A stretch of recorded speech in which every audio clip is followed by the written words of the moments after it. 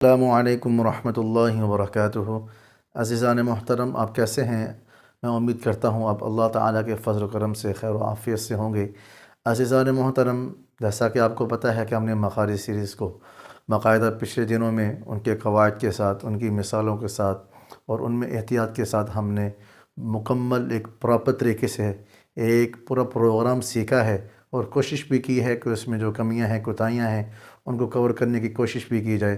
تو ان کے بعد ہم نے مخارج سیریز کو سیکھنے کے بعد ہم نے حروف تہجی کی پریکٹس کو شروع کیا ہے، جس میں ہم نے حروف تہجی جو اس کا متعلقہ مخرج ہے، جو اس کی مثال ہے اور جو اس کے اندر احتیاط ہے، آسان الفاظ میں ہم نے نمبر وائز اس کی پریکٹس شروع کی ہوئی ہے۔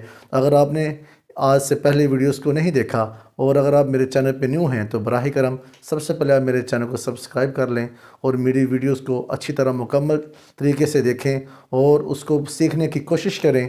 سمجھ نہیں آتی تو کمنٹ میں آپ مجھے باقاعدہ بتائیں تاکہ آنے والے دنوں میں اس کمی کو ختم کرنے کی کوشش کی جائے، اور بعد میں اپنے دوست احباب کو میرا چینل شیئر کر دیں تاکہ دوسرے لوگ بھی کتاب اللہ کو صحیح معنوں میں پڑھنا سیکھ جائیں اور ان سب کا بھلا ہو۔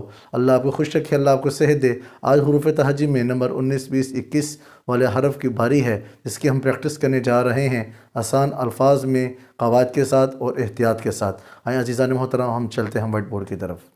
عزیزان محترم، میں نے آپ کو بتایا کہ ہم نے حروف تہجی میں الف سے لے کر عین تک کی پریکٹس بھی کر لی ہے، اور آسان الفاظ میں ان کے مخارج کو بھی سیکھ لیا ہے، اور ان میں جن چیز میں ہم نے احتیاط کرنی ہے اس کو بھی ہم نے سیکھ لیا ہے۔ عزیزان محترم، آپ کو پتہ ہے کہ مخارج کی بنیادی اقسام میں نے آپ کو مخارج سیریز کے اندر بتایا تھا کہ مخارج کی بنیادی اقسام میں دو اقسام ہیں، ایک محققہ اور ایک مقدرہ۔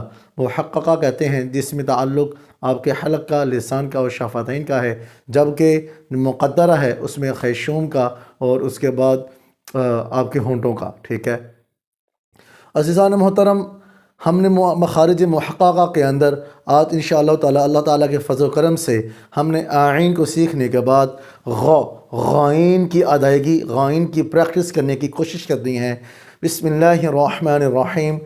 نمبر 19 ہے غائن، غائن، غائن، غائن،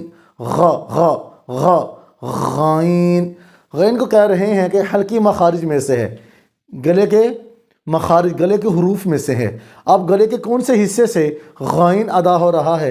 وہ کہہ رہے ہیں کہ ادنی حلق، یعنی گلے کے شروع والے حصے سے ادا ہوتا ہے۔ اب گلے کا شروع والا حصہ آپ کا جو منہ کی طرف ہے وہ یہ ہے، ٹھیک ہے، یہ والا حصہ ہے۔ اب یہاں سے کیا ادا ہو رہا ہے؟ یہاں پہ غائن، غائن، غائن۔ اگر میں اس پین کو یا فنگر کو دبا کے رکھتا ہوں تو پریکٹس کرتے ہیں، غائن بولنے میں مشقت ہو رہی ہے، ٹھیک ہے، زور لگ رہا ہے، حرف بھی پورا ادا نہیں ہو رہا، گویا کہ غائن کا تعلق حلقی مخارج میں ادنی حلق سے ہے، یعنی کہ گلے کے شروع والا حصہ سے ہے۔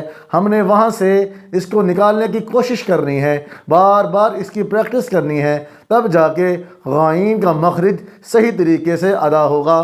میں نے آپ کو بتایا تھا کہ قرآن حکیم کو پڑھنے کے لیے مخارج کا اور صفات کا دونوں کا لحاظ رکھنا ہوگا۔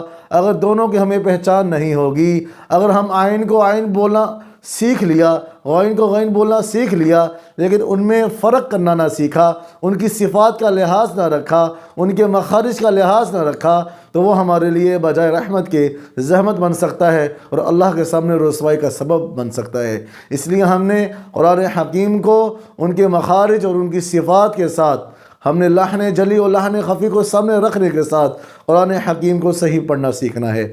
تو عزیزان محترم، بات ہو رہی ہے غائن، غائن، غائن حلقی مخارج، گلے کے مخارج میں سے ہے۔ اب گلے کے شروع والا حصہ جو آپ کے منہ کی طرف ہے، وہاں سے غائن، غائن، غائن ادا ہو رہا ہے۔ اب اس میں نوٹ کیا ہے، احتیاط کیا ہے؟ کہہ رہے ہیں کہ غائن حروف مستعلیہ میں سے ہے۔ حروف مستعلیہ کہتے ہیں پر پڑھے جانے والے حروف، منہ بھر کر پڑھے جانے والے حروف۔ تو غائن بھی، غائن، غائن بھی حروف مستعلیہ میں سے ہے، یعنی کہ مفخم پڑھا جانے والا، منہ بھر کے پڑھا جانے والا حروف۔ تو اس لیے ہم نے غائن کو گلے کے شروع سے جو منہ کی طرف ہے وہاں سے نکالنے کی کوشش کرنی ہے، اور اس میں ہم نے احتیاط کرنی ہے کہ اس کو ہم پر پڑھیں، اس کو مفخم پڑھیں، جیسے غائن غائن غائن۔ اب بات آتی ہے فا کی۔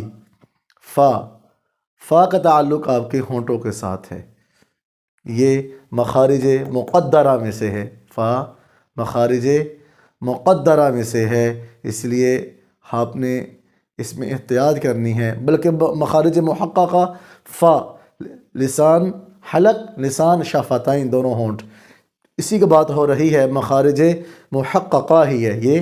مخارج محققہ کے اندر یعنی کہ فا کا تعلق ہونٹوں کے ساتھ ہے، تو میں نے بتایا تھا کہ مخارج محققہ کہتے ہیں حلق یعنی گلے، لسان یعنی زبان، شفتین یعنی دونوں ہونٹوں سے ادا ہونے والے حروف، جن میں سے آج فا بھی ہے۔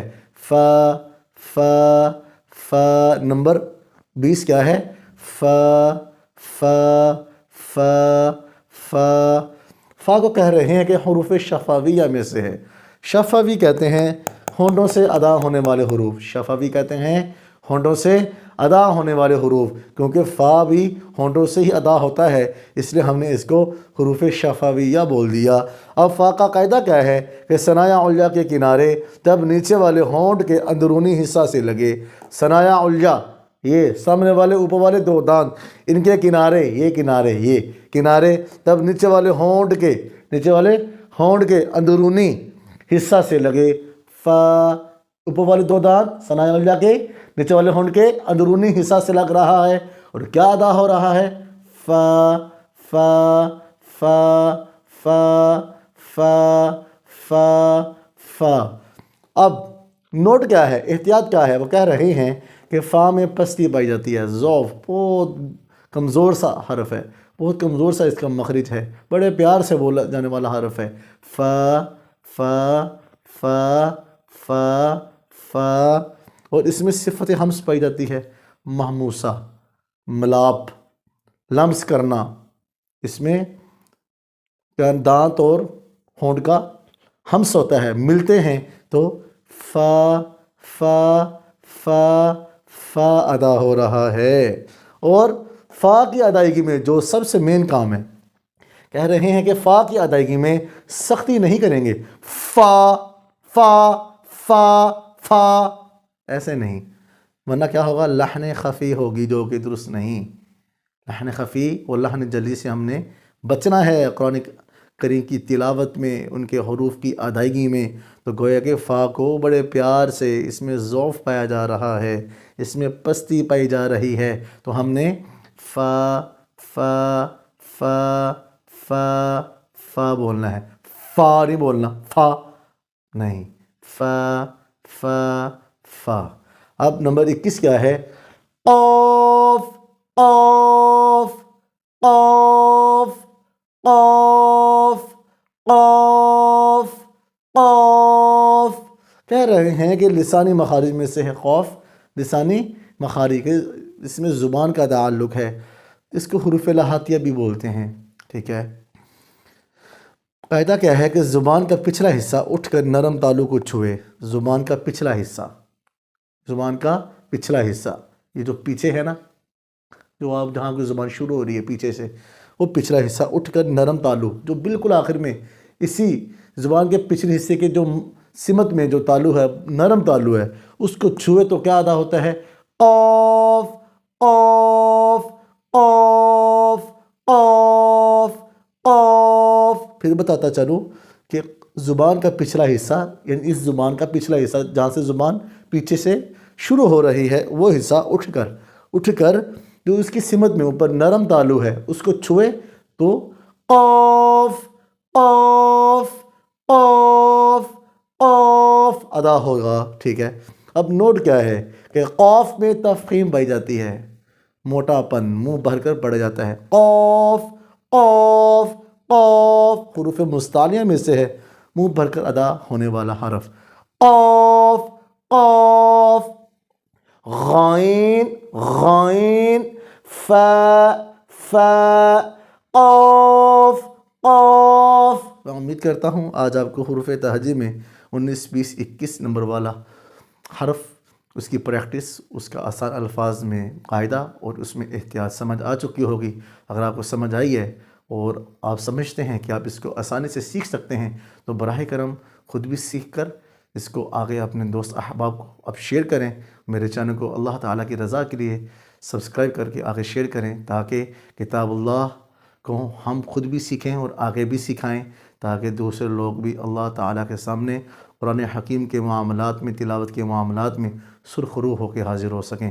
اللہ آپ کا حامی ناصر ہو۔ وآخر دعوانا ان الحمد للہ رب العالمین۔